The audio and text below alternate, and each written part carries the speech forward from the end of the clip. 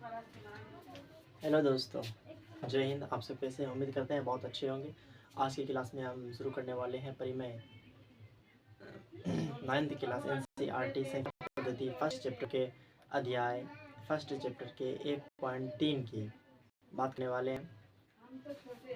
अनावृत्ति अनावसानी आवृत्ति और परिमेय संख्या के बारे में हम जानने वाले हैं। चलिए तो आज की क्लास को हम शुरू करते हैं। तो चलिए आज की क्लास शुरू करने के लिए, समझने के लिए क्लास को स्टार्ट करते हैं।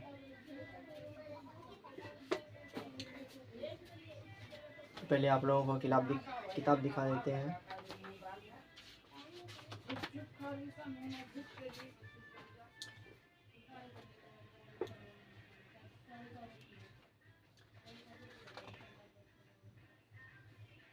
पढ़ना बड़ी बात नहीं होती है, समझे। 24 घंटे में पढ़ना बड़ी बात नहीं होती है, पढ़ते रहना बड़ी बात होती है, समझ रहे हैं ना।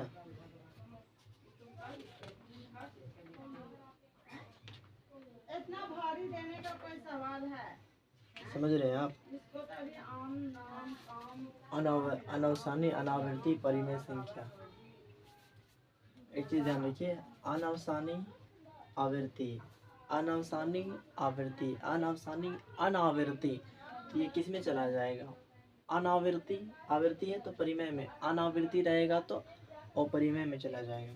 तो चलिए दशमलव प्रसार शांत और शांति चैप्टर शुरू कर रहे हैं। ये चैप्टर शुरू जो कर रहे हैं तो इसे हम किस तरीके से समझेंगे? आसान भाषा में, हल्की भाषा में, तो शांत और शांत की भाषा में समझेंगे। और इसे थोड़ा सा और टफ करेंगे, हल्का सा एक पायदान ऊपर। जैसे तीसरा क्लास से चौथा क्लास में जाएंगे तो उसे हम अनावसानी आवृत्ति, शांत और शांत से एक क्लास ऊपर अनावसानी आवृत्ति, और इसी में आता है अनावसानी अनावृत्ति। क्या आता है? अनावृत्ति। समझ रहे हैं ना। चलिए समझिए पहले इसको। शांत या अशांत कैसे पता करें? तो भाग देकर के इसको निकाला जाता है, निकाल सकते हैं आप, समझ रहे हैं ना। समझिए, 3 को 5 से भाग, 5 को 3 से भाग दें। किससे? 3 से। तो 3 दूनी 6 खिलाएंगे तो नहीं ना होगा। 3 एकन 3 खिलाएं, बचा इसमें 3, 5 में 3 गया 2। समझिए, छोटे में तो आप सीखे होंगे बहुत है कि यहाँ पे खत्म, मास्टर जी बतल को अब खत्म हो गया। चल ले दूसरा बनाओ भाई। 11 एकन 11, 11 एकन 11 बनाओ, दूसरा बनाओ। बच्चे में, छोटे में तो आप यही किए होंगे। चौथा पचमा क्लास में समझ रहे ना आप, समझ रहे ना। चौथा पचमा क्लास में आप यही किएंगे। लेकिन जब आप किताबी भाषा में, किताब में जब आते हैं, समझ रहे हैं ना, समझिए, जब आप किताब में आते हैं तो इसको और बढ़ाया जाता है, इसको ऐसे ही नहीं छोड़ा जाता है। तो एक बात का ध्यान रखिए, इसे हम कहते हैं इसे हम कहते हैं भाज्य, इसे हम भाजक, इसे भागफल कहते हैं। क्या कहते हैं? भागफल कहते हैं। और इसे हम शेषफल कहते हैं। समझिएगा। तो 3 एकन 3 हो गया, 5/3, 5 में 3 घटाएंगे तो 2 बच गए। अब यहाँ पे दशमलव, इसे क्या कहते हैं? दशमलव।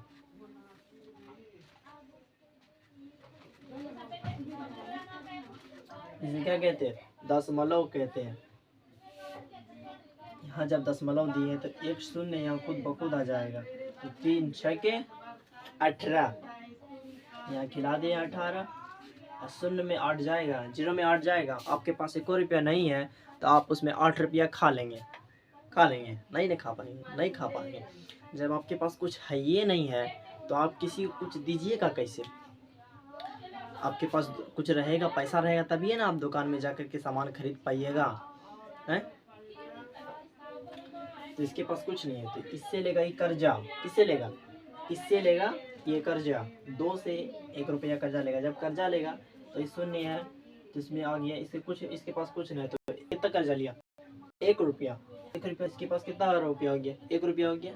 यही समझ रहे हैं आप? 1 रुपया नहीं। भाग कहता है कर्जा लोगे तो मेरे पास लाके रखो, जोड़ना नहीं, रखो। तो रख दी, कितना हो गया? 10। 10 में 8 गया 2, अब 2 में 1 गया 1 नहीं, आपने इसे एक कर्जा दिया था इसको, तो इसमें बचा एक, एक में एक गया शून्य, एक में एक गया, फिर बचा 2। यहाँ दशमलव दिया हुआ है, इसी दशमलव से एक एक जीरो हम उतारते चले जाएंगे। फिर 3 से 18 खिला दिया, खत्म। यहाँ 2 आ गया, इसी तरह ही खाते चला जाएगा। समझ गए? ये क्या हो गया? अशांत हो गया। क्या हो गया? अशांत हो गया। समझ गए आप? अब इसको समझिए, ये भी उसी तरह है। 11 एकम 11 बचा, इसमें कितना 3, इधर शून्य हो गया, नहीं हुआ शून्य। अब 3 यहाँ दशमलव दिए, दशमलव के बाद हजारों लाखों संख्या कटता जाते जाएगा, जाते जाएगा, जाते जाएगा, जाते जाएगा, लेकिन सबको नहीं उठाना है,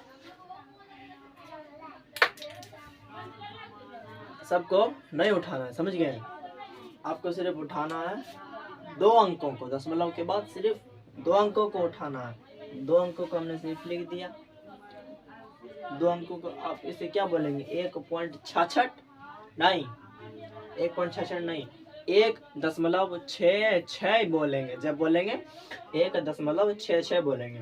तो इसी तरह 11 एकम 11 यहाँ दशमलव लगा दिए, तो फिर यहाँ शून्य हो गया, तो 11 दूनी 22, फिर यहाँ बच गया, यहाँ कितना बच गया? 30 रुपये में 22 रुपये खाए तो 8 रुपये बच गया। फिर इधर शून्य लग गया एक, यहाँ से 11 सत्ते 77 हो गया, खत्म। फिर 3 हुआ, मिली यही चीज आएगा। फिर 22 आएगा, कितना अंक उठाएंगे? 2 अंक। यह इसी तरह खाया जाएगा, चला खाता जाएगा। इसे हम क्या कहेंगे? अनासानी आवृत्ति। समझ गए आप? चलिए हम किताब की तरफ पढ़ते। किताब की तरफ बढ़ने से पहले हम कुछ परिभाषाओं को जानते हैं।